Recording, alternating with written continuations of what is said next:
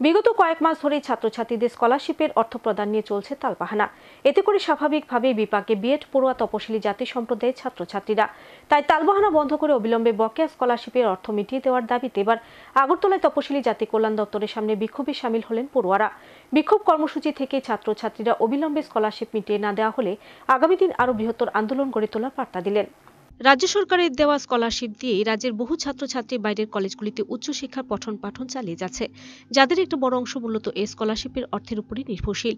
অথচ এই স্কলারশিপ নিয়ে দীর্ঘদিন ধরে চলছে দপ্তরগুলিতে তালবাহানা। সঠিক সময় স্কলারশিপের অর্থ না পাওয়ার ফলে বিপাকে পড়ছেন ছাত্রছাত্রীরা। স্কলারশিপের অর্থ পাওয়ার প্রত্যাশায় বহু ছাত্রছাত্রী ঋণ করে তাদের খরচ মিটিয়ে দিলেও স্কলারশিপ না পাওয়ায় ঋণের টাকা পরিশোধ করতে না পেরে হতাশায় ভুগছেন। দপ্তরের আধিকারিকদের কাছে বারবার বকেয়া স্কলারশিপ মিটিয়ে দেওয়ার দাবি জানিয়ে আসলেও শুধু প্রতিশ্রুতি আর আশ্বাস ছাড়া কিছুই মিলেনি তাদের। এতে করে স্বাভাবিকভাবে হতাশায় ভুগছেন ছাত্রছাত্রীরা।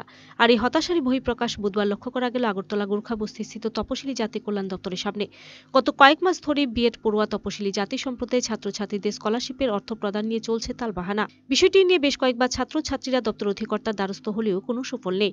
তাই বাধ্য হয়ে বুধবার ছাত্রছাত্রীরা নিজ নিজ প্রাপ্য স্কলারশিপের জন্য দপ্তরের প্রধান কার্যালয়ের সামনে বিক্ষোভে সামিল হন। একসময় দপ্তরের প্রধান কার্যালয়ে ঘেরাও করেন ছাত্রছাত্রীরা।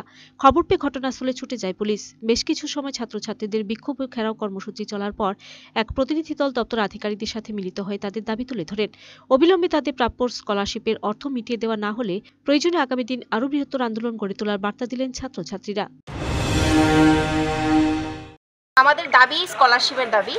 আমরা অনেক দিন ধরে এখানে যাতায়াত করছি, সবাই আমাদের দীর্ঘ 7 মাস হয়ে গেছে। এর আগেও আমরা আগস্ট মাসে এসেছি, সেপ্টেম্বর মাসে এসেছি। ওরা বললো পুজোর আগে চলে যাবে, হয়ে যাবে, কিছু টেকনিক ইস্যু রয়েছে। কিন্তু যতবারই আমরা আসছি ততবারই একই রকম কোনো না কোনো রিজন ওরা দিচ্ছে। বেশি বেশি করলে ওদের কোনো কোনো অফিসার আছে আমাদের সঙ্গে দুর্ব্যবহার করে, এরকম বলে আমরা মেয়ে বলে ওদের পাত্তাই দেয় না।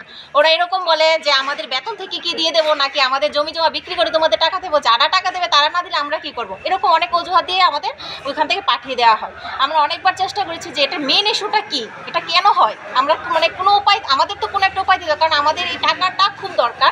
কারণ আমরা অনেকের কাছ থেকে ধার নিয়ে আমরা স্কলারশিপের টাকাটা দিয়েছি, কারণ আমরা স্কলারশিপের যে টাকাটা আমরা পাবো ওটা দিয়ে আমাদের বহিরাজ্য থেকে যে আমরা বিএডটা করেছি ওই টাকাটা শোধ করতে হবে। কিন্তু ওরা আমাদের টাকাই যে এখন আমরা পাই না, ওখান থেকে আমাদের অনেক চাপ, যা কারণে আমরা ধার দেনা করে আমাদের ওই কলেজের টাকাটা মেটাতে হয়েছে। কিন্তু যার থেকে যে ধার দেনা করলাম ওদের তো একটা নির্দিষ্ট সময় দিয়ে আমরা করেছি, সে টাকাই আমরা পাচ্ছি না, ওদেরকে আমরা কিভাবে দেবো। এখন আমরা কিছু বুঝতে পারছি না আমরা কি করবো, তার জন্যই আমরা এই আন্দোলন করছি।